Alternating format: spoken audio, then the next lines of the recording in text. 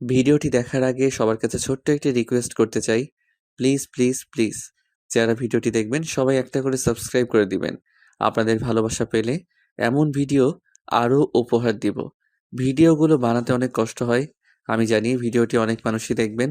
Please একটা করে subscribe করে দিবেন। সবাইকে পুরো গল্পটি দেখার জন্য অনুরোধ রইল। আর যারা আমাকে ভালোবাসে তারা একটা করে লাইক করে দেখিয়ে দিবেন। Love you all.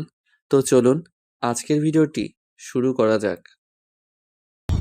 মনের সুখে গান গাচ্ছিলাম আর বাসা খুঁজছিলাম। এমন সময় কোন হৈমন্তীর পো আমার গানের 12টা বাজিয়ে দিল। আমার জামা কাপড় সব গাড়িতে ভিজিয়ে দিল। আব্বে সালা হৈমন্তীর পো, গাড়ি চালাতে জানোস না, আবার গাড়িতে উঠোস কেন? কে জানি এদের লাইসেন্স দিয়েছে? আব্বে এত গালি দিচ্ছি, থামছে না কে? অ্যাট লাস্ট একটা সরি বললেও তো পারতো। ওর তো গাড়ির সব গ্লাস বন্ধ করা, শুনবে কিভাবে? না, এভাবে থাকলে হবে না। হাতের কাছে একটা ইট পাইলাম, জোরসে মারলাম গাড়িতে।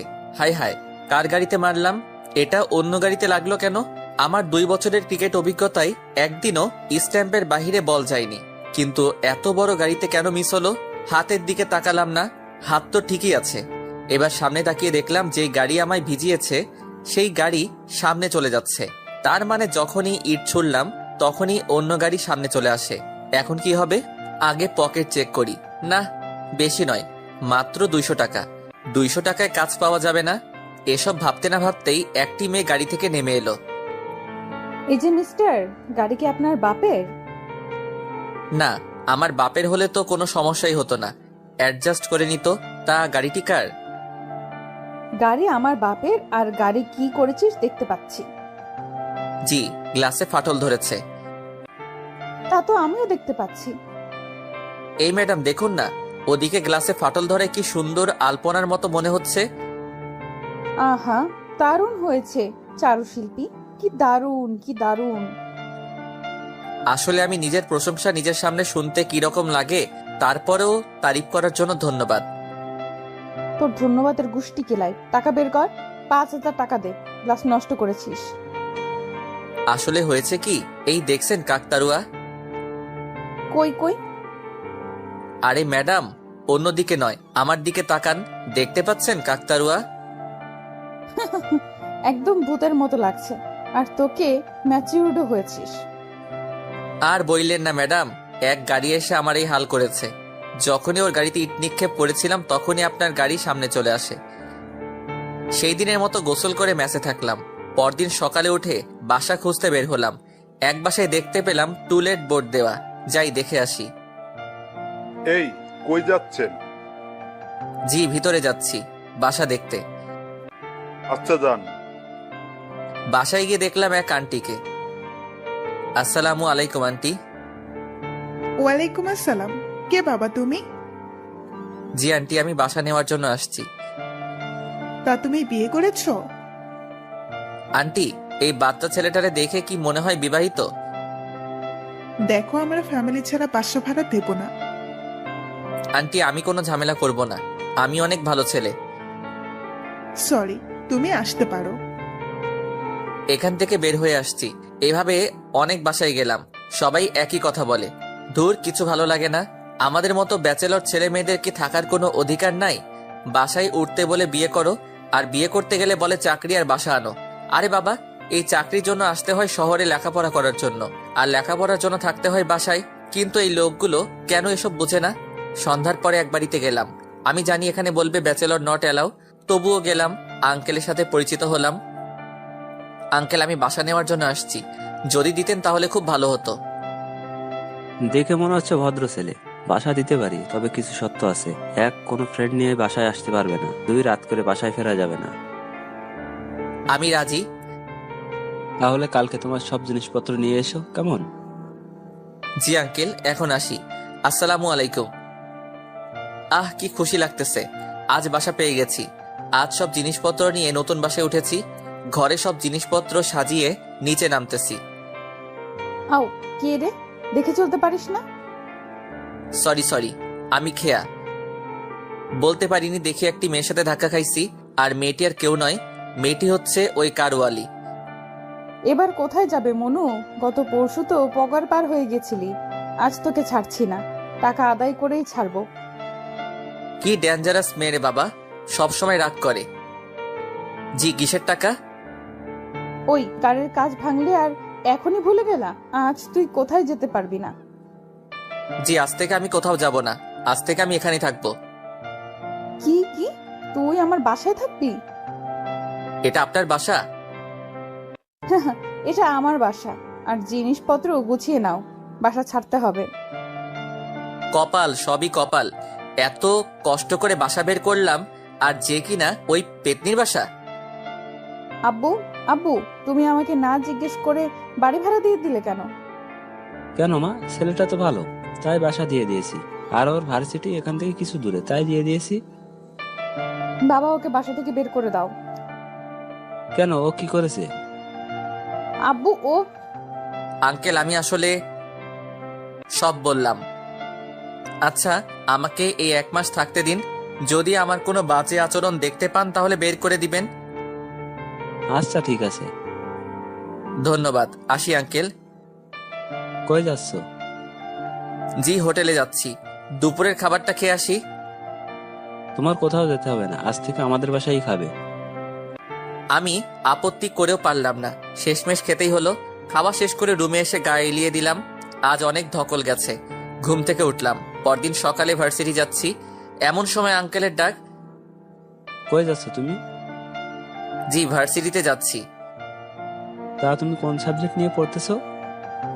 জি uncle, chemical engineering and polymer science. খুবই ভালো। এই আর কি। একটা কথা রাখবে বাবা?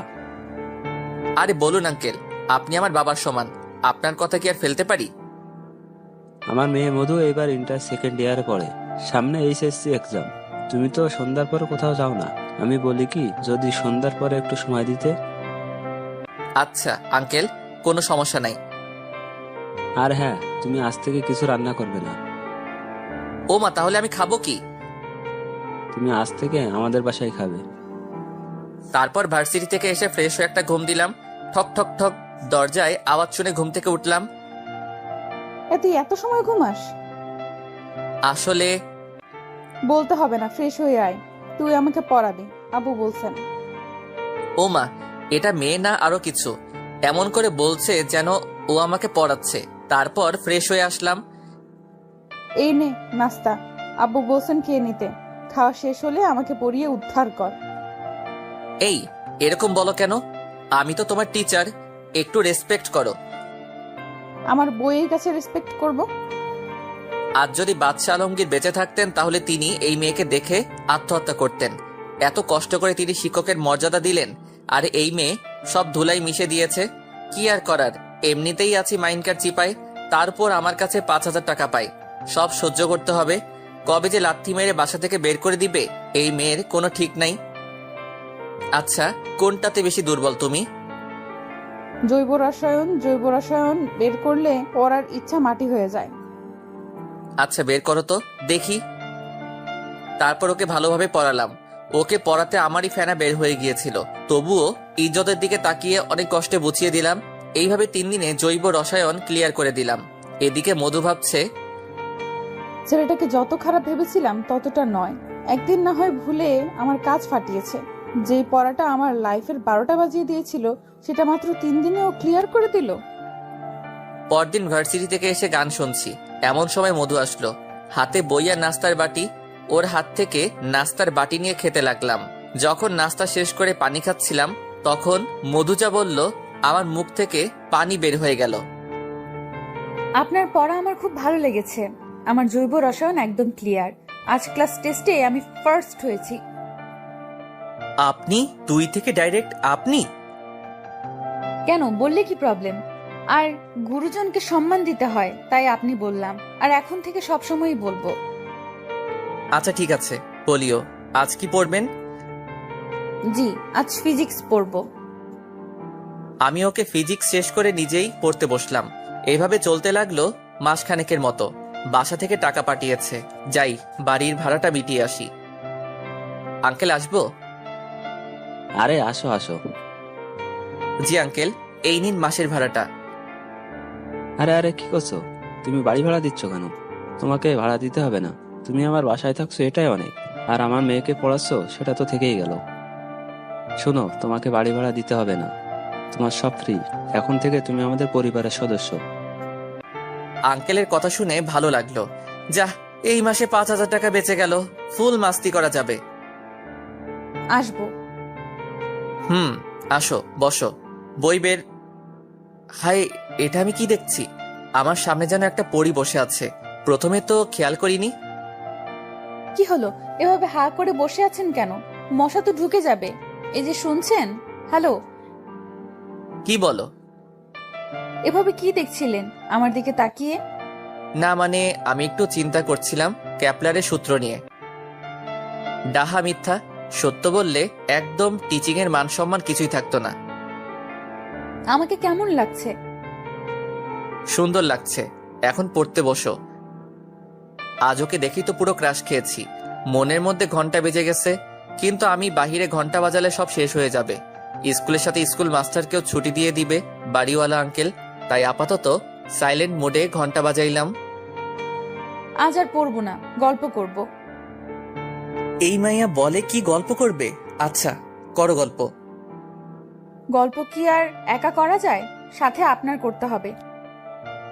আমি পারি না। আচ্ছা শোনেন, আপনার গার্লফ্রেন্ড আছে? আরে এ তো কমন, আমার অনেকগুলো গার্লফ্রেন্ড আছে। ফাজলামো করো। অনেকগুলো মানে? মানুষের গার্লফ্রেন্ড থাকে তো একটা, আর তোমার অনেকগুলো? আমি বিশ্বাস করি না। সত্যি, আমার অনেকগুলো আছে।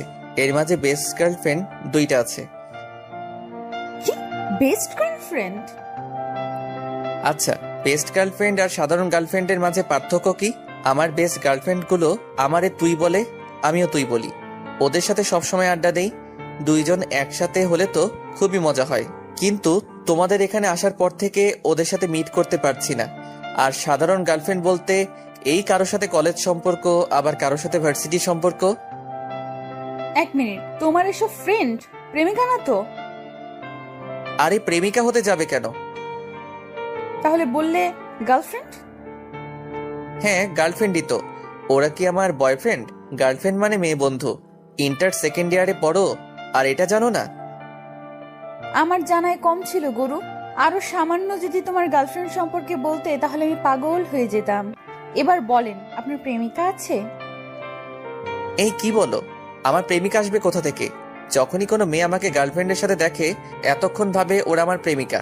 আর তাই কোনো মেয়ে আর কপালে জুটেনি। তোমার এত শখ কেন প্রেমিকা বানানোর? তোমার তো বেস্ট গার্লফ্রেন্ড আছে। আমার না অনেক দিনের শখ প্রেমিকাকে কিস করব, তাই। শুধু কিস করবে? হ্যাঁ। কিস করে ওর সাথে সম্পর্ক শেষ করে দেবে? এই না না, আমি ওরে বিয়ে করব। আজ অনেক গল্প হয়েছে, এখন যাও। তারপরও চলে গেল। এইভাবে দিন চলছে আমার। আজ আমার ভার্সিটির একটা অনুষ্ঠান, তাই সকাল সকাল চলে গেলাম না খেয়েই। মধু এই সময় ঘুমেছিল। জেগে থাকলে খাওয়ার জন্য বলতো। ভার্সিটি গিয়ে অনুষ্ঠানে জয়েন হলাম। অনুষ্ঠান শেষ হতে হতেই সন্ধ্যা হয়ে গেল। তারপর বাসায় আসলাম। বাসায় এসে আঙ্কেলকে দেখলাম। আঙ্কেল, আজ আমি খুবই টায়ার্ড, আজ মধুকে পড়াতে পারবো না। ওকে, যাও, রেস্ট নাও, খাবার খেয়ে ঘুমিয়ে পড়ো। আমি খুবই ক্লান্ত ছিলাম, তাই তাড়াতাড়ি ঘুম চলে আসলো। খাওয়া আর হলো না। পরে শুনলাম আঙ্কেল নাকি অনেকবার ডেকেছে, আমি জবাব দেইনি। আসলে আমি ঘুমালে এত সহজে উঠি না। এর জন্য নিজের বাড়িতে থাকতে প্রতিদিন আম্মুর হাতের ঝাড়ুর বাড়ি খেতে হতো। পরদিন বিকালে আমি যথারীতি গান শুনছি আর মধুর অপেক্ষা করছি, কিন্তু ও আসছে না। যাই নিচে গিয়ে দেখে আসি। আঙ্কেল, মধু কই? পড়তে আসলো না? জানি না, ও রুমে আছে, যাও গিয়ে দেখে আসো। আচ্ছা আঙ্কেল। আমি গিয়ে মধুর দরজায় নক করলাম। কে? জি, আমি হিমেল, আসবো? আসেন। তুমি পড়তে যাচ্ছ না কেন? না, আমি আর পড়তে যাব না। আপনি আমায় মিথ্যা বলছেন। আমি কি মিথ্যা বললাম? আপনি বললেন আপনার প্রেমিকা নেই, আর কালকে ভার্সিটি ফাংশনে একটি মেয়েকে জড়িয়ে ধরলেন কেন? আরে ও আমার প্রেমিকা না, আর আমি ওকে জড়িয়ে ধরিনি, ও আমাকে ধরেছে। আর আমার প্রেমিকার সাথে তোমার পড়তে না যাওয়ার কি সম্পর্ক? আছে, সময় হলে বুঝবেন। আচ্ছা চলেন পড়তে। আপনি যান, আমি রেডি হয়ে আসছি। আমি আমার রুমে চলে আসলাম, কিন্তু ওর আসার কোনো খবর নাই। আধা ঘন্টা হয়ে গেল, ধুর ভাল লাগে না। এর মাঝে ও চলে আসলো। ওর রুমে দেখলাম ড্রেস পরা, আর এখন শাড়ি পরে আসছে কেন? কেমন লাগছে আমাকে? তার আগে বলেন, আপনি হঠাৎ শাড়ি পরলেন কেন? সেটা আমি যে কারণেই হোক পরে বুঝবেন, আগে বলুন কেমন লাগছে। অসাধারণ লাগছে তোমায়, যেন আকাশ থেকে কোনো পরী নেমে এসেছে। দেখলাম ওর চোখ মুখ উজ্জ্বল হয়ে গেছে, তারপরও চলে গেল। আমি তো ওর চিন্তায় পড়ে গেলাম। আমার ভার্সিটিতে যখন অনুষ্ঠান ছিল তখন মধু আর ওর বান্ধবীরা চলে আসে আমাদের ভার্সিটিতে। তারা আমাদের ভার্সিটির ফাংশন দেখে খুবই আনন্দিত হয়। মধু এদিক ওদিক তাকাচ্ছিল আর দেখছিল। হঠাৎ চোখ পড়ল একদিকে, আমার এক বান্ধবী আমাকে জড়িয়ে ধরেছে। এটা দেখে মধুর খুব রাগ হয় এবং অনেক কষ্ট পায়। সেখান থেকে সে সোজা বাসায় চলে আসে। বাসায় আসার পর সে ভাবে, হিমেল এত খারাপ, ও বাহিরে মেয়েদের জড়িয়ে ধরে। ছি ছি হিমেল, আমি কখনো এসব ভাবিনি। এসব ভাবতে ভাবতে চেয়ে দেখি আমার চোখে জল চলে এসেছে। কিন্তু কেন আমার চোখে জল আসলো কেন? না না, এ হতে পারে না। আমি হিমেলকে নিয়ে এত ভাবিই বা কেন? ও তো জাস্ট আমার টিচার। ও বাহিরে যা কিছুই করে না কেন, আমার কি? কিন্তু মেয়েটা কে হতে পারে? ও তো বললো ওর প্রেমিকা নেই। ওই মেয়ে যদি ওর প্রেমিকা হয় তাহলে আমি এটা মেনে নিতে পারবো না। আমি ওকে মেরে ফেলবো। থুর, কি ভাবি আমি? তাহলে কি আমি ওকে ভালোবেসে ফেললাম? আমার ওকে কি ভালোবাসা উচিত হবে? ভালোবাসা বলে কয়ে আসে না, হঠাৎ চলে আসে। আমি এখন কি করব? আমি যদি ওকে বলি আর ও যদি রাগ করে চলে যায়? এসব ভাবছে আর রাগ হচ্ছে শুধু এই মেয়ের জন্য। পরদিন বিকালে মধু পড়তে আসলো। এখন প্রতিদিন খুব সেজেগুজে আসে। আমি এর আগামাতা কিছুই বুঝি না, হয়তো এমনিতেই ভাবে। পড়া শেষ করে যখন মধু চলে যাবে তখন আমি ডাক দিলাম, মধু। জি বলেন। এই নাও, এটা বাসায় নিয়ে খুলবে। আচ্ছা। মধু ভেবে পাচ্ছে না কি হবে এই খামের ভিতর। Love letter? তাহলে কি হিমেলও আমায় ভালোবাসে? ইয়াহু, আমার লাইন ক্লিয়ার। আমাকে আর কষ্ট করতে হবে না। বাসায় মধু তার রুমে আসলো। যখনই খুলতে যাবে তখন, আপামনি খেতে আসেন, আঙ্কেল আর ভাইয়া আপনার জন্য অপেক্ষা করছেন। আসছি।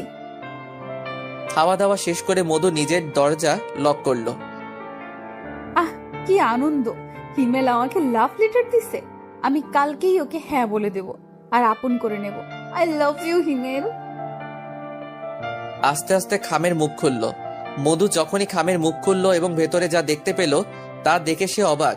সে ভাবতেই পারেনি এমন হবে। ভেতরে দেখে যে 5,000 টাকা আর একটি চিরকুট। আপনার কাজ ভেঙেছিলাম তাই আপনার কাজের টাকা দিয়ে দিলাম। টাকা দিতে কিছুটা দেরি হয়ে গেছে তাই সরি। চিরকুটটা দেখে মধুর সেই লেভেলে রাগ উঠেছে। ওই হাদারাম, আমি কি টাকা খুঁজেছি বাসায় আসার পর থেকে?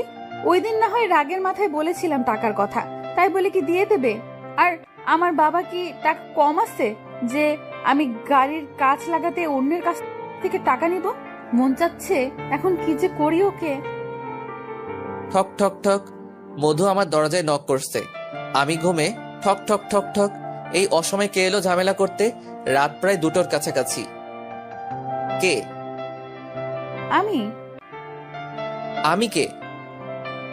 এই দরজা খুলো তো। আমাদের বাসায় মানুষ কয়জন? বাবা আর আমি, আর মেয়ে মানুষ শুধু আমি। এখন মেয়ে কণ্ঠ শুনেও বলছো কে? দরজা খোলো। এত রাতে ও কেন? আর ওর কথা শুনে বুঝতে পারছি মধু এখন অন ফায়ারে আছে। আল্লাহ জানে কি হবে। লাইট অন করে ভয়ে ভয়ে দরজা খুললাম। কি ব্যাপার, এত রাতে কেন? আমাকে এত রাতে আনতে তুমি বাধ্য করলে, তাই না এসে পারলাম না। আচ্ছা বসো। তোর বসার গোষ্ঠী ষষ্ঠী পুজো করি। এত রাখছো কেন? রাখছি কি আর সাধে? আমাকে তুমি টাকা দিলে কেন? তুমি তো টাকা পাইতে তাই দিলাম। একদিন রাগ করে বলেছিলাম তাই বলে দিতে হবে? তুমি বাসায় আসার পর থেকে একদিন ওকে বলেছিলাম তুমি টাকা দাও। আসলে আমি কারো ঋণ থাকা পছন্দ করি না। কিরে মা, এত রাতে তোমরা ঝগড়া করছো কেন? আঙ্কেল শুনুন। তুমি থামো তো। আব্বু আমাদের বাসায় আসার আগে একদিন ভুল করে আমাদের গাড়ির কাজ ভেঙেছিল। এখন ও এর টাকা দিতে, তাই ঝগড়া করছি। বাবা, তুমি ঠিক করোনি। আঙ্কেল আমি আর এরকম করব না, কারো গাড়িতে ঢিল মারবো না। আরে তোমাকে ঢিল মারার কথা কে বলেছে? তুমি যে টাকা দিয়েছো সেটা উচিত হয়নি। আমি তোমাকে পরিবারের একজন সদস্য মানি, আর তুমি টাকা দিবে তা হতে পারে? আব্বু তুমি যাও তো, আমি দেখছি। আচ্ছা, তুমি যা বুঝো করো, তাড়াতাড়ি ঘুমাইও। বলে উনি চলে গেলেন। এই নাও কি? টাকা, যা তুমি দিয়েছিলে। না, আমি নিতে পারবো না। আচ্ছা এক কাজ করো, এই টাকা তুমি রাখো আর আমাকে তোমার পছন্দ মতো কিছু গিফট দিয়ে দিও। এই বলে হাতের মধ্যে টাকা গুজে দিয়ে চলে গেল। আমি তো এখন মাইনকার চিপায় পড়ে গেছি। আমায় যদি বলতো কান ধরে 100 বার উঠবস করতে, তাহলে আমি নির্দ্বিধায় করতাম, কিন্তু পছন্দ মতো ইম্পসিবল। কারণ আমি আজ পর্যন্ত যা কিছু কিনেছি কারো পছন্দ হয়নি। দোকানে প্রথমে পছন্দ হয়, যেই বাসায় এসে দেখি কেল্লাফতে, তখন পস্তাতে থাকি এটা আমি কেন কিনলাম। আজ মধু বলছে তাকে তার পছন্দ মতো কিছু গিফট করব। এখন আমি কি করব? প্রথমত আমি পছন্দ মতো কিছু কিনতে পারি না, তার উপর মেয়ে মানুষের পছন্দ হবে। এই মেয়ে জাতির কিছু পছন্দ হতে হলে অনেক সময়ের দরকার। একবার কলেজ থাকতে আমার এক বান্ধবীর সাথে ওর একটি ড্রেস কিনতে গিয়েছিলাম। বিশ্বাস করেন ভাই, 2টায় গিয়েছিলাম আর ফিরছিলাম 6টায়। এরপর থেকে শপথ নিয়েছিলাম মেয়ে মানুষের সাথে কখনো কিছু কিনতে যাব না। একটি কথা ভেবে দেখুন, ওরা অনেক আইটেম দেখার পরও ওদের চয়েস করতে এত সময় যায়, আর আমি একটি কিছু আনবো আর পছন্দ হয়ে যাবে, তা তো কখনো সম্ভব নয়। পরদিন বিকালে আল্লাহর নাম নিয়ে একটি শপিং মলে প্রবেশ করলাম। কি নেওয়া যায় এখনো ঠিক করতে পারছি না। দেখি একটি শাড়ি নিয়ে নেই। একটি শাড়ির দোকানে গেলাম। ভাই একটি ভালো মানের শাড়ি দেখান তো। দোকানদার কয়েক কালারের শাড়ি দিল, কিন্তু আমার একটি কালো রঙের শাড়ি চয়েস হলো। এই শাড়ি নিয়ে বাসায় ফিরলাম। যখনই বাসায় ঢুকতে যাব তখনই মনে পড়লো এটা আমি কি ধরনের শাড়ি কিনলাম। পরলে মনে হবে যেন ও কারো শোক সবাই শ্রদ্ধা জানাতে কালো রঙের শাড়ি পরে আসছে। দূর, যা হবার হবে, এটা দিয়ে দিব। কই আমার গিফট আনছো? হ্যাঁ, এই নাও। আমি সোজা রুমে চলে আসলাম। বিকালে মধু পড়তে আসলো। মধু আমার দেওয়া শাড়ি পরেছে। আমি তো অবাক, ভাবছিলাম মধু আমার দেওয়া শাড়ি দেখেই ফেলে দিবে, কিন্তু এখন দেখি পুরো উল্টো, সে আমার শাড়ি পরেছে। কেমন লাগছে আমাকে? তার আগে বলো, শাড়ি কি তোমার পছন্দ হয়েছে? অপছন্দের কোনো কিছু পরা আমার অভ্যাস নেই। তার মানে পছন্দ হয়েছে? হুম। আর তোমাকে অনেক সুন্দর লাগছে। ধন্যবাদ। আচ্ছা এখন পড়ো, অনেক গল্প হলো। সামনে তোমার টেস্ট এক্সাম, এখন থেকে মন দিয়ে লেখাপড়া করো। তারপর মধুকে পড়িয়ে বিদায় করলাম।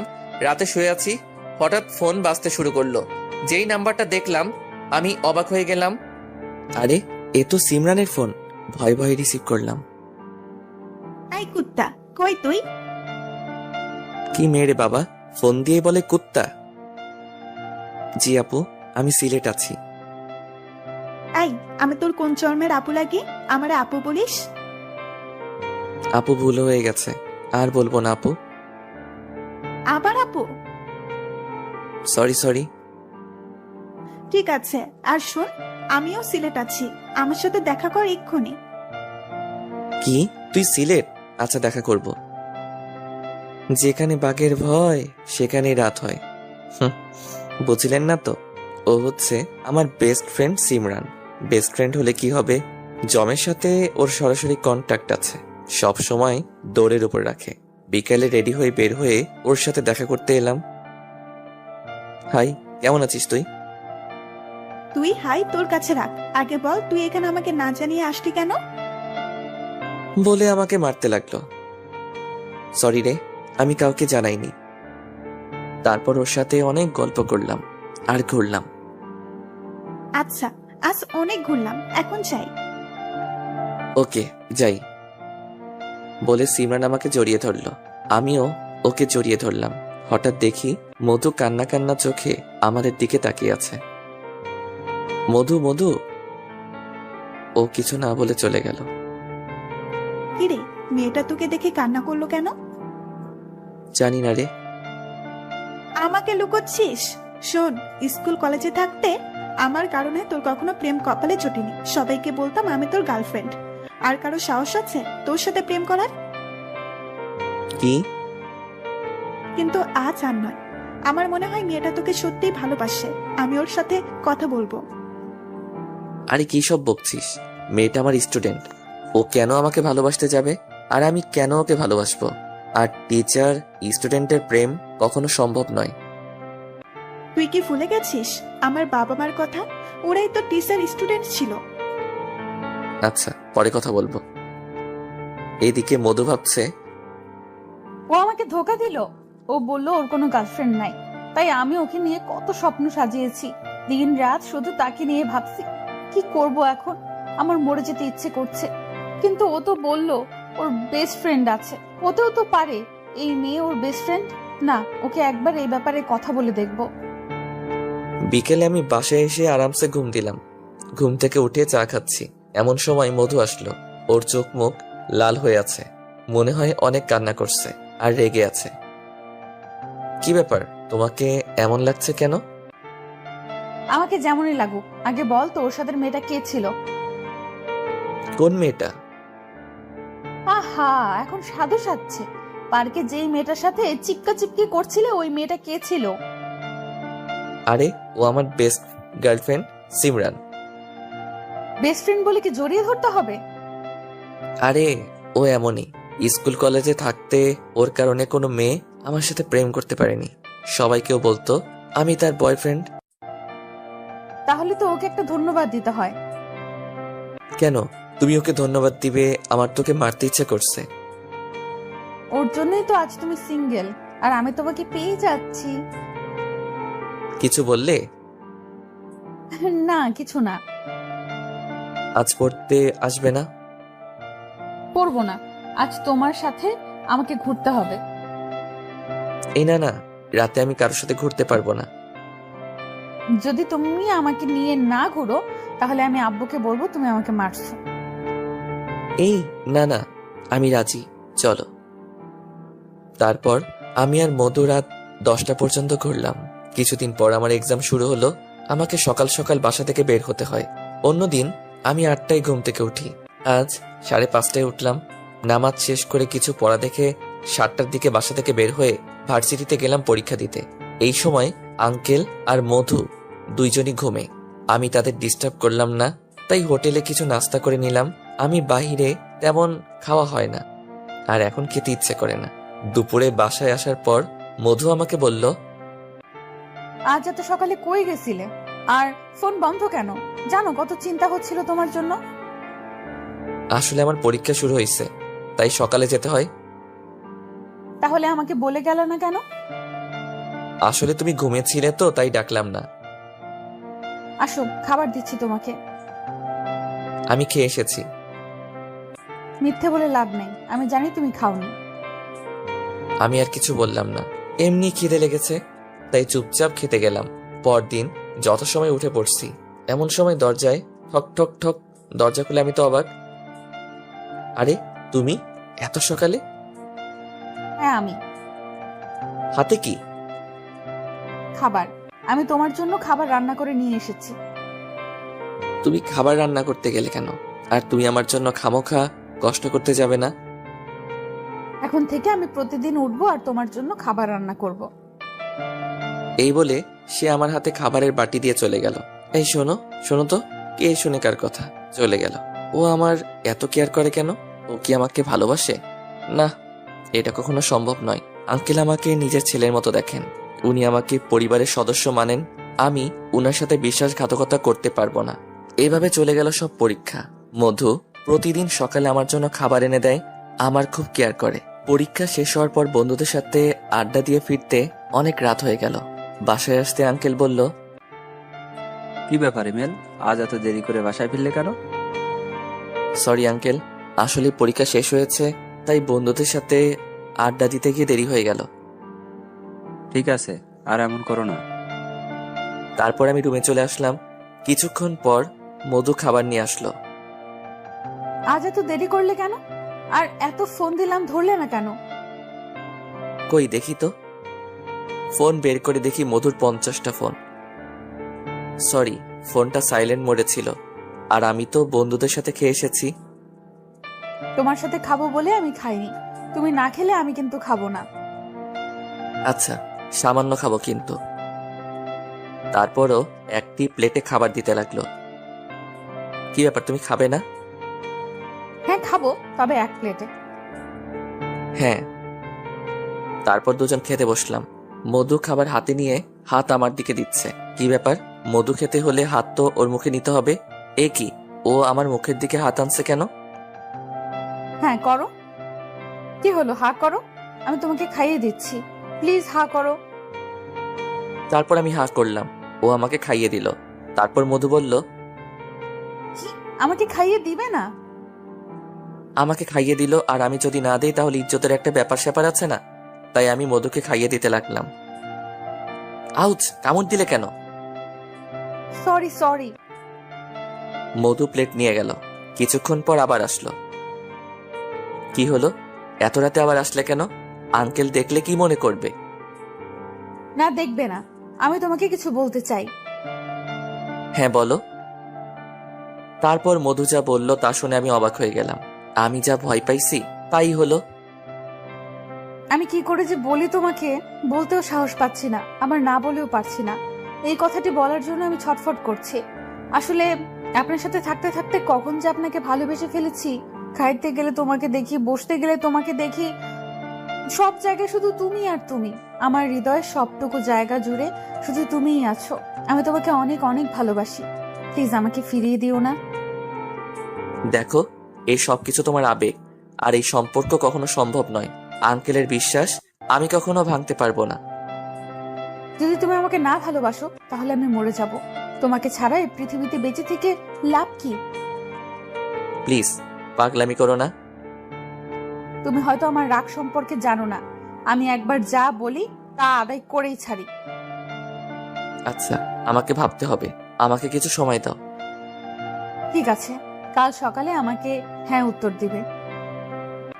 এই বলে মধু চলে গেল। আমি বোকার মতো দাঁড়িয়ে রয়েছি। কি করব ভেবে পাচ্ছি না। আঙ্কেলের কোনো ছেলে নাই বলে আমাকে ছেলে মনে করে, আমাকে তার পরিবারের সদস্য বানিয়েছেন। আর এখন যদি রিনি শুনেন আমি তার মেয়ের সাথে, না, এটা কখনো হতে পারে না। আমি আঙ্কেলের বিশ্বাস কখনো ভাঙতে পারবো না। আর এখানে থাকলে সেটা কখনো সম্ভব হবে না। মধু যেইভাবে শুরু করছে তাতে আমিও দুর্বল হয়ে পড়ছি। আমি কেন, যে কেউ মধুকে পছন্দ করবে। আর আমি কোনো মহাপুরুষ নই যে আমি নিজেকে সংযত রাখতে পারবো। আমি কাল সকালেই চলে যাব, এখানে থাকতে পারবো না। আজ আর না ঘুমিয়ে সবকিছু প্যাক করলাম। কাল সকালে মধু ঘুম থেকে ওঠার আগেই চলে যেতে হবে। যথারীতি সকালে উঠে বাসা থেকে বের হচ্ছি। অমন সময় আঙ্কেল বলল, কি ব্যাপার, এত সকালে কই যাচ্ছ? মধু আপনাকে বলেনি পরীক্ষা শেষ হয়েছে, এখন ভার্সিটি বন্ধ, তাই একটু বাসায় যাচ্ছি। বাসায় যাচ্ছ ভালো কথা, সাথে এত কাপড় চোপড় কেন? এখন মধুর এক্সাম শেষ আর আমার ভার্সিটি বন্ধ, তাই মাসখানেক বাড়িতে থাকবো। আচ্ছা সাবধানে যাও, আর গিয়ে ফোন দিও। জি আঙ্কেল। মন চাচ্ছে না বাসা ছেড়ে যাই। সবাইকে কেমন আপন মনে হচ্ছে এদের সাথে রক্তের সম্পর্ক। চলে যেতে ইচ্ছে করছে না, চোখ দিয়ে পানি বের হয়ে গেল। আরে তুমি কাঁদছো কেন? আসলে আঙ্কেল, আপনাদের ছেড়ে যেতে ইচ্ছে করছে না, তাই কষ্ট হচ্ছে। তাড়াতাড়ি চলে আসবে, তুমি বাসায় না থাকলে আমাদের কারো ভালো লাগে না। তারপর বাসে করে নিজ গ্রামে চলে আসলাম। ভার্সিটি খুললে চুপি চুপি ক্লাস করে চলে আসব, যাতে মধু দেখতে না পাই। এদিকে মধু ঘুম থেকে উঠে নাচতে নাচতে আমার দরজার সামনে গেল। ঠক ঠক। ও দরজা খুলছে না কেন? আবার ধাক্কা দিতে দরজা খুলে গেল। রুমের দিকে চাইতেই মধু অবাক হয়ে গেল। রুমে আমার জিনিসপত্র কিছুই নেই। টেবিলের উপর একটি সাদা কাগজ পড়ে আছে, আর সেটাতে লেখা আছে, আমি জানি তুমি আমাকে ভালোবাসো, আর আমি এখানে কিছুদিন থাকলে হয়তো আমি তোমার প্রতি দুর্বল হয়ে পড়তাম, তাই চলে গেছি। পারলে ক্ষমা করে দিও। মধু এই চিঠি পড়ে জোরে একটি চিৎকার দিল। চিৎকার শুনে তাড়াতাড়ি আঙ্কেল আসলেন। কি হয়েছে মা, চিৎকার দিলি কেন? বাবা, ও চলে গেছে। না রে মা, ও বাসায় গেছে, আবার চলে আসবে। না বাবা, ও আর আসবে না। কেন আসবে না? তারপর মধু তার বাবাকে সবকিছু বলল। মা, ও তোকে মনে হয় ভালোবাসে না, তাই চলে গেছে। তুই ওকে ভুলে যা। না বাবা, এটা কখনো সম্ভব নয়। আমি যদি হিমেলকে না পাই তাহলে মরে যাব।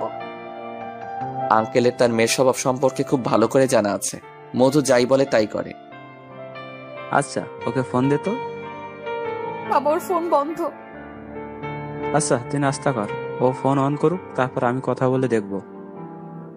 না বাবা, যতক্ষণ পর্যন্ত আমি হিমেলের সাথে কথা না বলছি ততক্ষণ পর্যন্ত আমি কিছুই খাবো না। দেখ মা, পাগলামি করিস না, তুই খাবার খা আমার লক্ষ্মী মা। আব্বু, তুমি আমার ভালোবাসাকে পাগলামি বলছো? মা তুই খাবার খা, আমি কথা দিচ্ছি হিমেলকে তোর কাছে এনে দিব।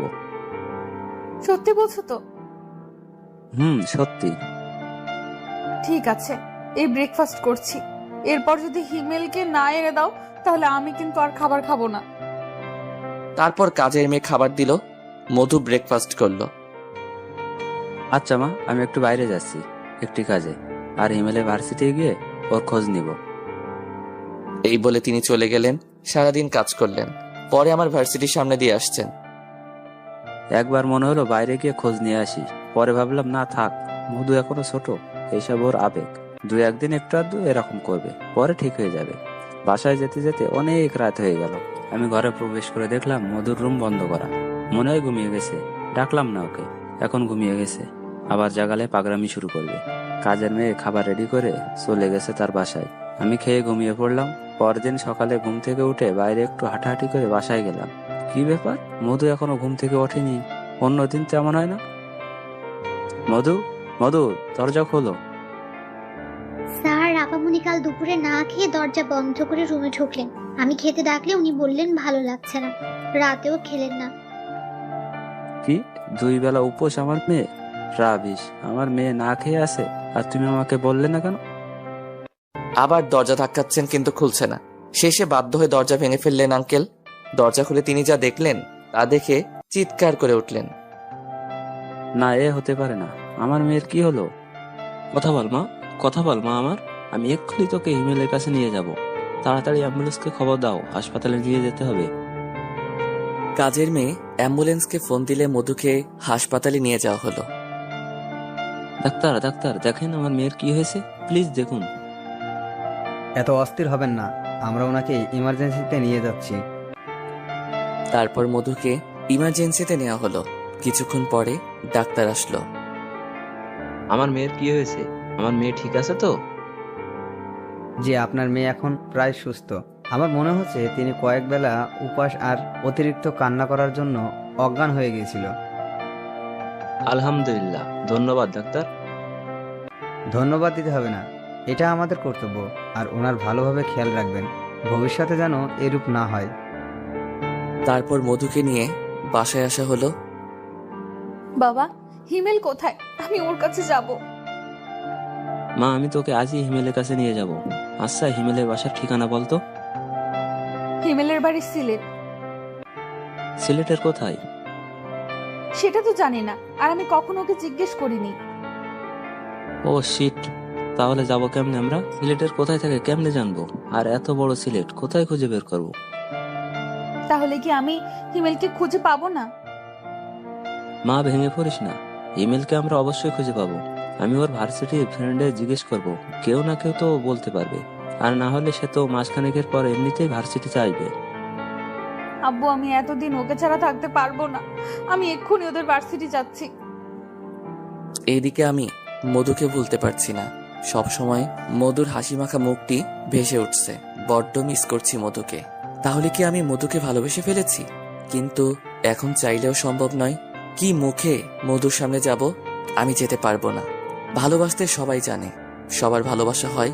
তবে কারো কপালে ভালোবাসার মানুষের সাথে ঘর সংসার করার সুযোগ থাকে, কারো ক্ষেত্রে নয়। আমারটা না হয় থাক, সারাদিন ঘরে বসে থাকি। মধুর কথা মনে পড়ে না, আজ একটু বাইরে গিয়ে বন্ধুদের সাথে আড্ডা দিয়ে আসি, হয়তো মন ভালো হবে। আড্ডা দিয়ে ভালো লাগলো। এদিকে আঙ্কেল ভার্সিটিতে এসে আমার পরিচিত ফ্রেন্ডদেরকে আমার কথা জিজ্ঞেস করলে তারা শুধু বলল আমার বাড়ি সিলেট, তারা আর কিছু জানে না। আব্বু, হিমেলের বাসার ঠিকানা পেয়েছো? না রে মা, ওর বন্ধুরা বলে ও শুধু সিলেট বাড়ি, এছাড়া আর কিছু জানে না। না, আমি মরে যাব। আমি এই জীবন আর রাখবো না। যাকে নিয়ে আমি এই বুকে বাসা বেঁধেছি, যারে নিয়ে আমি দিনের পর দিন স্বপ্ন দেখেছি, আজ সে অনেক দূরে, সে আমাকে ভালোবাসে না। তাহলে আমি এই জীবন রেখে কি করব? মা রে, পাগলামি করিস না। একটা কথা একবার ভেবে দেখেছিস, তোর কিছু হলে আমি কি নিয়ে বাঁচবো? আমি বড্ড একা হয়ে যাব। তোর মা মারা যাওয়ার পরে আমি তোকে কখনো কষ্ট দিতে চাইনি। তোর কথা ভেবে আমি দ্বিতীয় বিয়ে পর্যন্ত করিনি, সৎ মা তোকে কষ্ট দিবে বলে। আজ তুই কি আজে বাজে বকছিস? তোর সামান্য কিছু হলে আমি সহ্য করতে পারি না। আর তুই যদি মরে যাস তাহলে আমি কাকে নিয়ে বাঁচবো? আর তুই মরে গেলে তোর ভালোবাসার কি হবে? হিমেল তো আর অন্য কাউকে বিয়ে করেনি বা কাউকে ভালোবাসিনি। ও আমার বিশ্বাস রক্ষা করতে গিয়ে চলে গেছে। আমি তোকে আর হিমেলকে বিয়ে দিব, এই আমি কথা দিলাম। বল, আজ পর্যন্ত তুই আমার কাছে যা চেয়েছিস আমি সব দিয়েছি।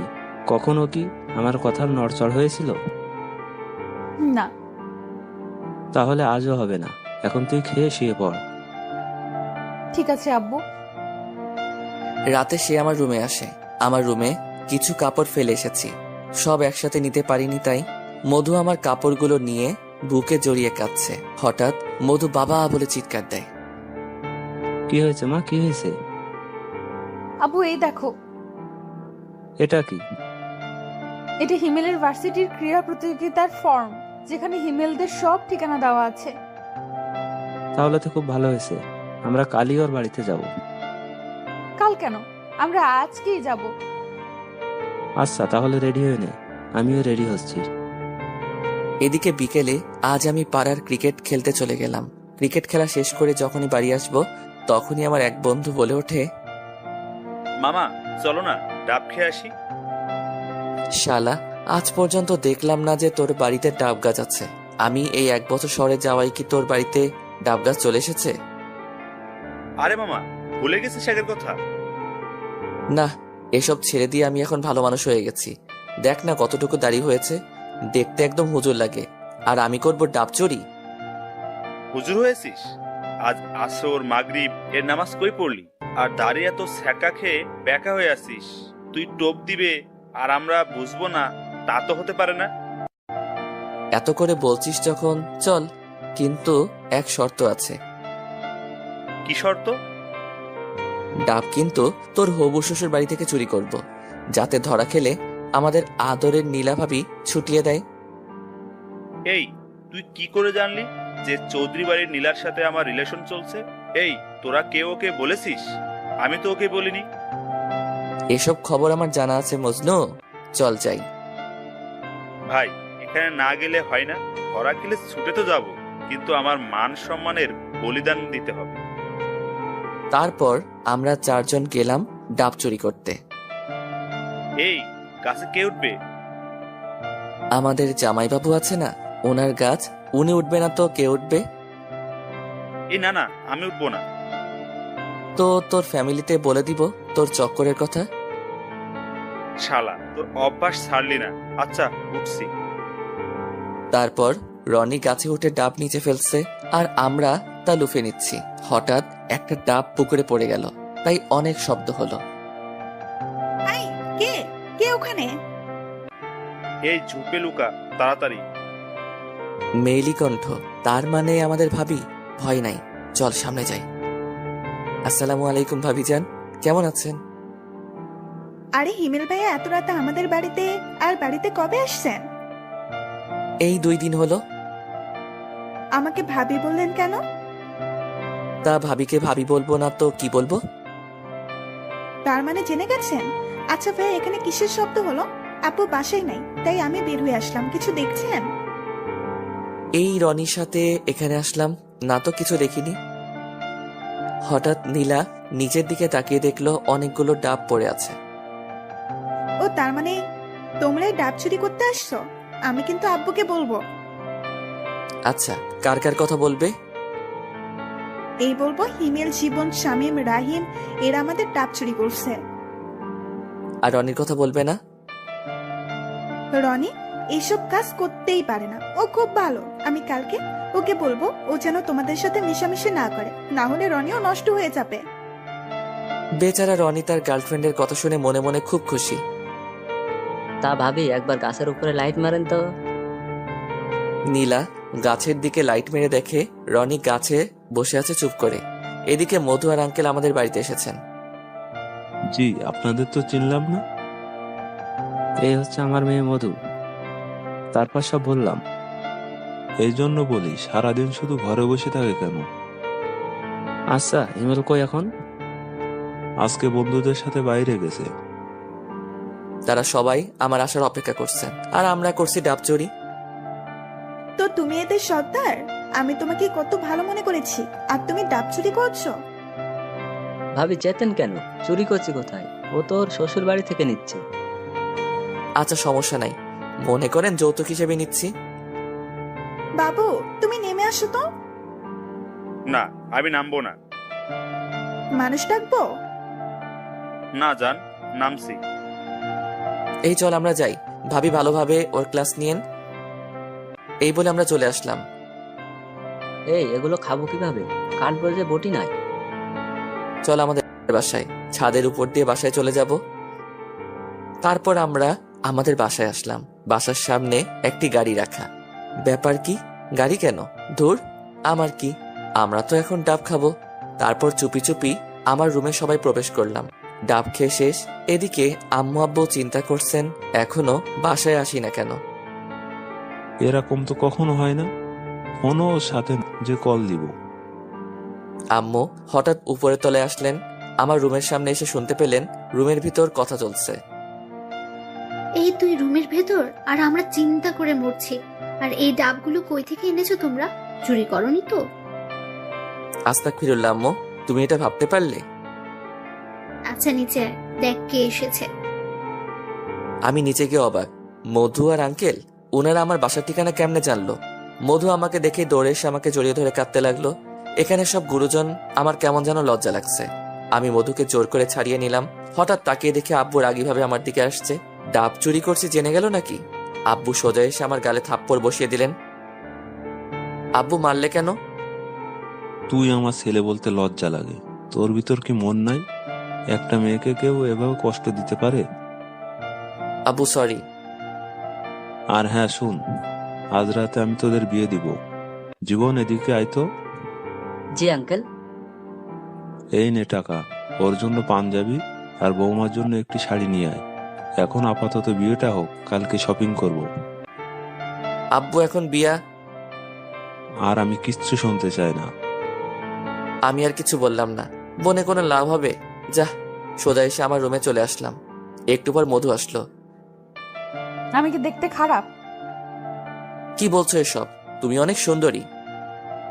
তাহলে আমাকে কেন ভালোবাসো না? আমাকে ফেলে আসলে কেন?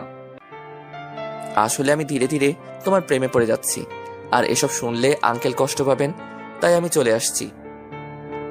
এখন কি আমাকে ভালোবাসবে? হুম। তাহলে জড়িয়ে ধরো। আগে বিয়ে হয়ে যাক, পরে ধরবো। কিছুক্ষণ পর জীবন কাপড় নিয়ে আসলো। রাতে আমার বিয়ে হয়ে গেল। আমি ছাদে বসে আছি বন্ধুদের সাথে। এমন সময় রনি আসলো। তোরা হারামির দল, আমাকে ফেলে এসে ঠিক করিসনি। একটুর জন্য বেঁচে ফিরে এসেছি, না হলে ও আমার ইজ্জত লুটে নিত। আরে রাখ তোর বাজে খবর।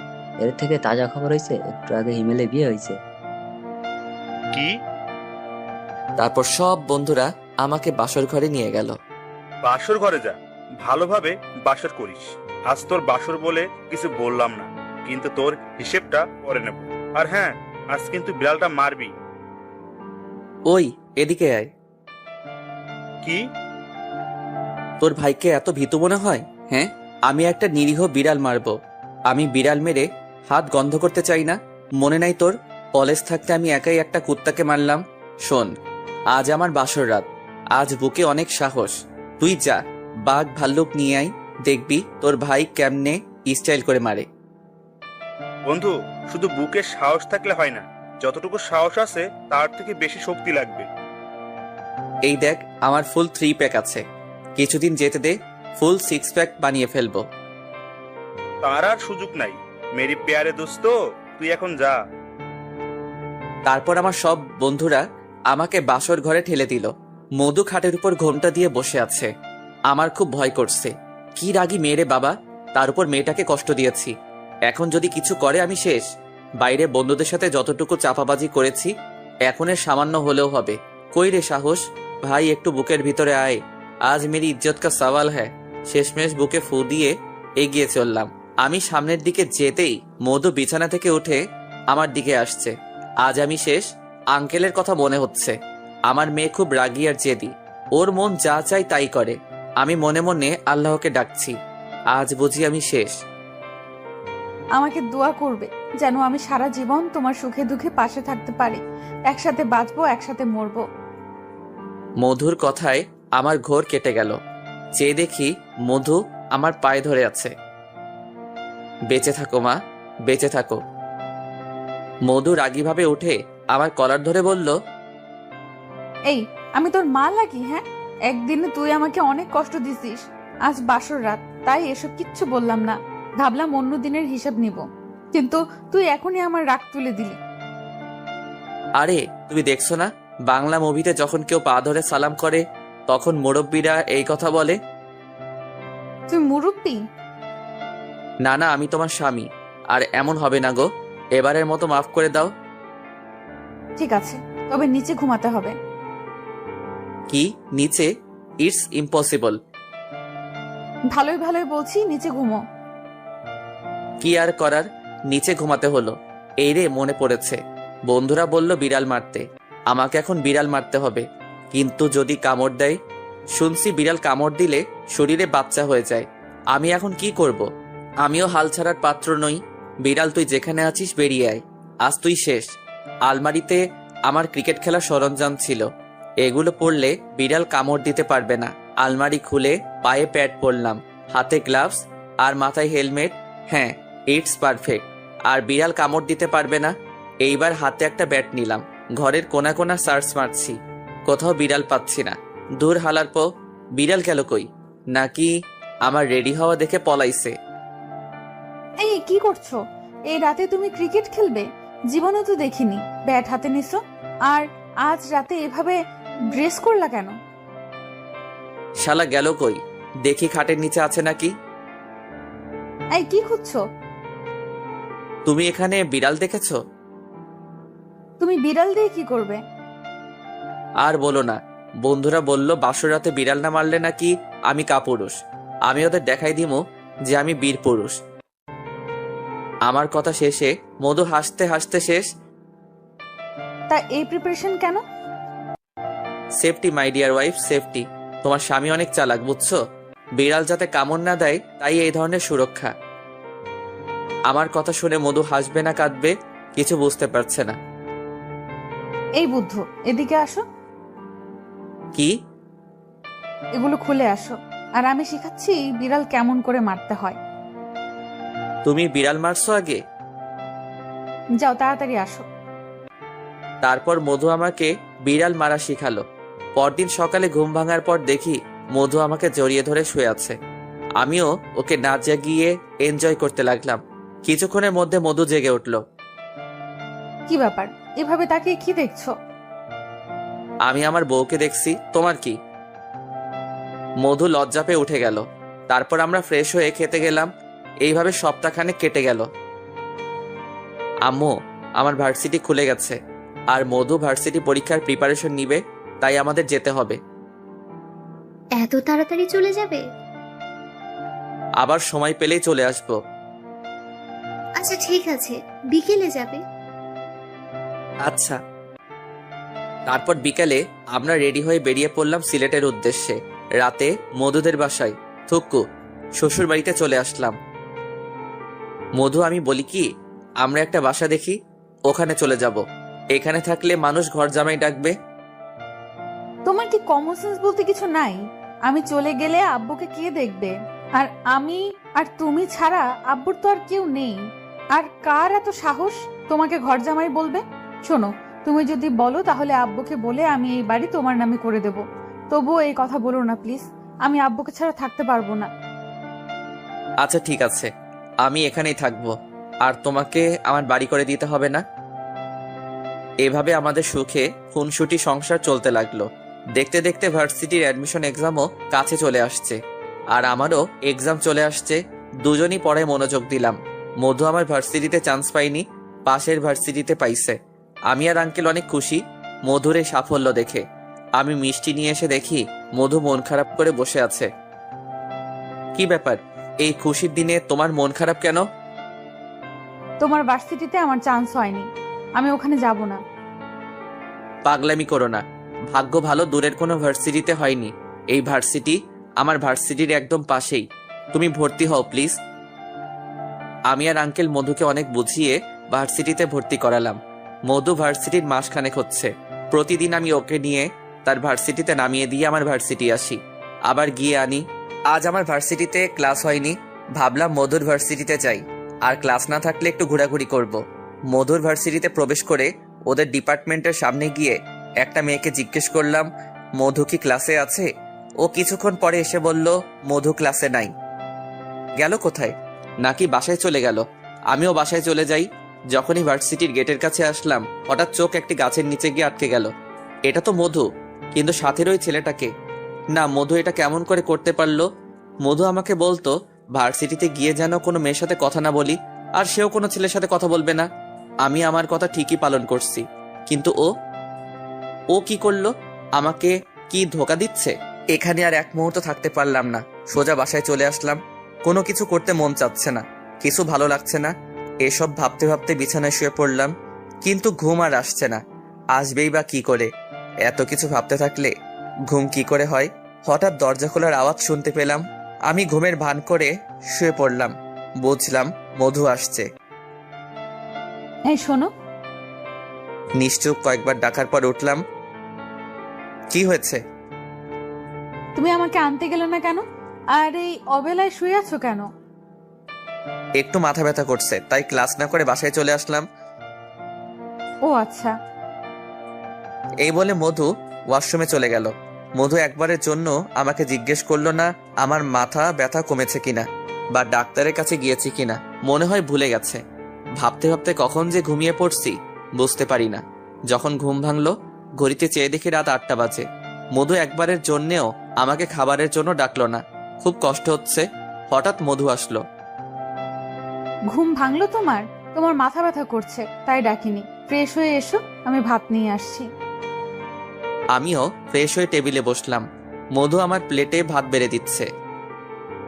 প্লেট একটা কেন, 2টা আনিয়ে লাও। আমি জানি তুমি আমাকে ছাড়িয়া খাবার খাবা না। না, তুমি খাও। বাবার জোরাজোরিতে আমি খেয়ে নিয়েছি। ও আচ্ছা। এক প্রকার লজ্জা পেয়ে গেলাম, প্লাস খুব কষ্ট পেলাম। একসময় মধু আমাকে ছাড়া কিছুই খেত না, আজ দিব্যি খেয়ে নিল। আমার খাবার ইচ্ছেটাই মিটে গেল, কিন্তু এক প্রকার জোর করে খেয়ে শুয়ে পড়লাম। আজ আর পড়তে ভালো লাগছে না। মধু কিছুক্ষণ পরে শুতে আসলো। আমি বিছানার এক সাইডে চলে গেলাম। কি হয়েছে তোমার? আজ সারা দিন আমার সাথে ভালোভাবে কথা বলছো না, কি হয়েছে তোমার? না, কিছু না, এমনিতে কিছু ভালো লাগছে না। তোমার মাথা ব্যথা কমেছে? এখন মনে হলো। আমি জিজ্ঞেস করতে চাইছিলাম। ওয়াশরুম থেকে এসে দেখি তুমি ঘুমায় গেছো, তাই ডাকিনি। ও আচ্ছা। পরদিন সকালে ঘুম থেকে উঠে দেখি মধু আমার পাশে নাই। কোথায় গেল? ঘড়ির দিকে তাকিয়ে দেখলাম সকাল 8টা বেজে গেছে। মধু মনে হয় রান্না করছে। আমিও ফ্রেশ হয়ে নিচে গেলাম, কিন্তু মধুকে রান্নাঘরেও দেখলাম না। আমি আঙ্কেলকে জিজ্ঞেস করলাম, মধু কই? আঙ্কেল বললেন যে মধু ভার্সিটিতে চলে গেছে। তারপর আমিও ভার্সিটির উদ্দেশ্যে রওনা দিলাম। কিছু দূর যাওয়ার পর মনে পড়ল মধুর ভার্সিটি থেকে দেখে আসি ও কি করছে। যেই ভাবা সেই কাজ, চলে গেলাম ওদের ভার্সিটিতে। ভার্সিটি গিয়ে চারপাশ ভালোভাবে দেখলাম, কিন্তু মধুকে কোথাও দেখলাম না। মনে হয় ক্লাসে গেছে। অযথাই ওকে সন্দেহ করলাম। যাই, টঙের দোকান থেকে চা খেয়ে আসি। মামা, ভালো করে 1 কাপ চা দেন। চায়ের দোকানের বিপরীত পাশে একটি ফুচকার দোকান। খুব ভিড়, ছেলেমেয়েরা মিলে ফুচকা খাচ্ছে। আমি ওদের দিকে চেয়ে চেয়ে চা খাচ্ছি। হঠাৎ আমার চোখ এক জায়গায় গিয়ে আটকে গেল। সাথে সাথে আমার হাত থেকে কাপ মাটিতে পড়ে গেল। আমি যাদের দেখছি তারা হলো মধু আর সেই দিনের ছেলেটা। মধু সেই ছেলেটাকে মুখে তুলে ফুচকা দিচ্ছে, আরও খাচ্ছে। এই সিন দেখার পর আমার চোখ দিয়ে অজান্তেই পানি চলে আসলো। সোজা চলে আসলাম। তার মানে মধুর ওই ছেলের সাথে কিছু একটা চলছে। ওই ছেলেটা যদি মধুর ফ্রেন্ড হতো তাহলে এত ক্লোজ হওয়ার কথা না। তার মানে অন্য কিছু। দেখি কত দূর আগাই। বাসায় চলে গেলাম। আজ মধু সন্ধ্যার পরে বাসায় আসলো। আজ আর জিজ্ঞেস করলো না আমি কেন আনতে যাইনি। মনে হয় তার ভালো হয়েছে, সারাদিন ঘুরতে পারলো। আজ আমার সাথে কোনো কথা বললো না। রাতে ঘুমানোর আগে। এই শোনো। হ্যাঁ বলো। আমার কিছু টাকা লাগবে। কত? 20,000 টাকা লাগবে। কি, এত টাকা? আমি এত টাকা কই পাবো? আর এত টাকা দিয়ে তুমি কি করবে? আমি টাকা দিয়ে কি করব সেটা তোমার না জানলেও চলবে। কিন্তু আমার কাছে তো এত টাকা নাই। কেন, বউয়ের আবদার পূরণ করতে পারবে না তাহলে বিয়ে করলে কেন? শোনো, যখন আমাদের বিয়ে হয় তখন তুমি নিশ্চয়ই জানতে আমি স্টুডেন্ট। এবং কোনো কাজ করি না। আর আমি তোমাকে পড়ালেখা করার পর বিয়ে করতে চাইছিলাম, কিন্তু বিয়ে করার জন্য তুমি আমাকে জোর করেছিলে। তারপরেও মধু আমাকে অনেকগুলো কথা শুনিয়ে দিল। রেজিস্ট্রেশনের জন্য কিছু টাকা জমা করেছিলাম, সেখান থেকে 20,000 টাকা নিয়ে টেবিলের উপর রেখে দিলাম। মাঝরাতে হঠাৎ ঘুম ভেঙে গেল। ঘুম থেকে উঠে দেখি মধু আমার পাশে নাই। গেল কোথায়? ওয়াশরুমের আলো অফ, তার মানে ওয়াশরুমে নেই। কিন্তু কোথায়? হঠাৎ বেলকনিতে ছোট করে আওয়াজ শুনতে পেলাম। আমি বিছানা থেকে উঠে বেলকনিতে দেখতে গেলাম মধু কার সাথে কথা বলছে। আমার উপস্থিতি টের পেয়ে মধু ফোন কেটে দিল। এত রাতে কে ফোন করেছিল? আমার এক বান্ধবী আমেরিকা থাকে। আচ্ছা, ফোনে কথা শেষ হলে চলো ঘুমিয়ে পড়ো। তারপর ঘুমিয়ে পড়লাম। কাল সকালে এর কিছু একটা ব্যবস্থা করতেই হবে। এভাবে আর কতদিন? দিন দিন শুধু আমার থেকে দূরে সরে যাচ্ছে। পরদিন সকালে উঠেও মধুকে পেলাম না, টেবিলের টাকাও নাই। তার মানে মধু টাকা নিয়ে চলে গেছে। আসুক আজ এর একটা বিহিত করতেই হবে। আজও রেডি হয়ে মধুর ভার্সিটির দিকে যাচ্ছি। হঠাৎ ফোন এলো। ভার্সিটির ফ্রেন্ড কল দিছে। কিরে আর আমি কই তুই? আমি তো বাসায় রে। মিথ্যা বললাম। কেন বাসায় কেন? তাড়াতাড়ি ভার্সিটিতে আয়। না রে, আসতে পারবো না, আজ আমার একটা কাজ আছে। আবে আজ ভার্সিটিতে ইম্পর্টেন্ট ক্লাস আছে। আচ্ছা, আসছি। এখান থেকে সোজা আমার ভার্সিটি চলে গেলাম। ভার্সিটিতে ঢোকা মাত্র আমার ফ্রেন্ডরা সবাই একসাথে বলে উঠলো, happy birthday my dear friend ML. আমি তো অবাক। আমি ভুলেই গিয়েছিলাম যে আজ আমার জন্মদিন, অথচ আমার ফ্রেন্ডরা ঠিকই মনে রাখছে। তারপর ক্যান্টিনে গিয়ে কেক কেটে অনেক আনন্দ করলাম। প্রায় সন্ধ্যা হয়ে গেল। যখন বাসায় আসবো তখন আমার ফ্রেন্ডরা আমাকে কিছু গিফট দেয়। আমি সেগুলো নিয়ে খুশি মনে বাসায় ফিরলাম। ফেরার পথে হঠাৎ মধুর কথা মনে পড়ে গেল। আজ আমার জন্মদিন, অথচ মধু আমাকে উইশ করলো না। কিন্তু কেন? ওর কি মনে নেই? ভুল আর কোনো কথাই নাই। এই টাকাগুলো কেন নিল? মনে হয় আমার বার্থডে উইশ করার জন্য, আমাকে সারপ্রাইজ দেওয়ার জন্য। খুশি মনে বাসায় ফিরলাম। বাসায় গিয়ে কলিং বেল চাপলাম। আঙ্কেল দরজা খুলে দিলেন। তারপর আমার রুমে গিয়ে গিফটগুলো টেবিলের উপর রেখে ফ্রেশ হয়ে আসলাম। আমি মধুকে খোঁজার চেষ্টা করছি না, কেননা ও আমার বার্থডে সেলিব্রেশনের কাজে হয়তো বিজি আছে। কিন্তু রাত তো অনেক হলো, কিন্তু মধুর কোনো খোঁজ পাওয়া যায় না কেন? আঙ্কেলের কাছে গেলাম। আঙ্কেল, মধু কই? ও বাবা, আমি ভুলেই গেছি তোমাকে বলতে। তারপর আঙ্কেল যা বললেন তা শুনে আমার পায়ের নিচ থেকে মাটি চলে গেল। আজ দুপুরে মধু আমাকে বলেছে ও তার আজ এক ফ্রেন্ডের জন্মদিন, তাই তার ওখানে যেতে হবে, ফিরতে লেট হবে। তোমাকে বলেনি? না তো। আচ্ছা, কার জন্মদিন গেছে? নাম কি? কি যেন বললো? ও হ্যাঁ, সুভাষ নামের এক ফ্রেন্ড। আঙ্কেলের কথা শুনে মাথায় আকাশ ভেঙে পড়ল। বুক ফেটে চৌচির হয়ে যাচ্ছে। মনে হচ্ছে কলিজাটা কেউ টান দিয়ে ছিঁড়ে ফেলতেছে। আজ আমার জন্মদিন, অথচ আমার বউ, আমার ভালোবাসার মানুষ, যাকে ছাড়া এক মুহূর্ত কাটে না, সে অন্য পুরুষের জন্মদিন পালন করতে গেছে। বন্ধুদের খুব গালি দিচ্ছি, কেন আমার জন্মদিন পালন করতে গেল। যদি ওরা জন্মদিন পালন না করতো তাহলে আমার মনে পড়তো না, আর এত কষ্ট পেতাম না। এইভাবে দেখতে দেখতে অনেক রাত হয়ে গেল। রুমের মধ্যে পাইচারি করছি। আঙ্কেল খাওয়ার জন্য বলেছেন, কিন্তু আমি যাইনি। কি করে খাবো? খাবার হজম হবে না। রাত প্রায় 12টার দিকে মধু আসলো। মাথা ডলতে ডলতে রুমে প্রবেশ করলো। মধু, শোনো, তুমি কি শুরু করলে সব? এত রাতে কোথায় ছিলে? কিছু বলছে না, সোজা বিছানায় চলে যাচ্ছে। আমি ওর কাছে যেতেই এক বিচ্ছিরি গন্ধ নাকে আসলো। তার মানে মধু নেশা করেছে। এখন যাই বলি না কেন, কোনো লাভ হবে না। ও বিছানায় গিয়েই ঘুমিয়ে পড়লো। আমি সারা রাত ঘুমাতে পারিনি। সকালে নামাজ পড়ে ছাদে পায়চারি করছি। কিছুক্ষণ পরে রুমে আসলাম। এসে দেখি মধু ফ্রেশ হয়ে বসে আছে। আমি যাওয়া মাত্র ও নাস্তা দিয়ে দিল। নাস্তা করে রুমে এসে বসলাম। তখন বললাম না, কারণ তখন আঙ্কেল ছিলেন, আর আমি চাই না আঙ্কেল এই ব্যাপারে কিছু জানুক। একটু পর মধু আসলো রুমে। হঠাৎ তার চোখ টেবিলে গেল। অনেকগুলো গিফট রাখা।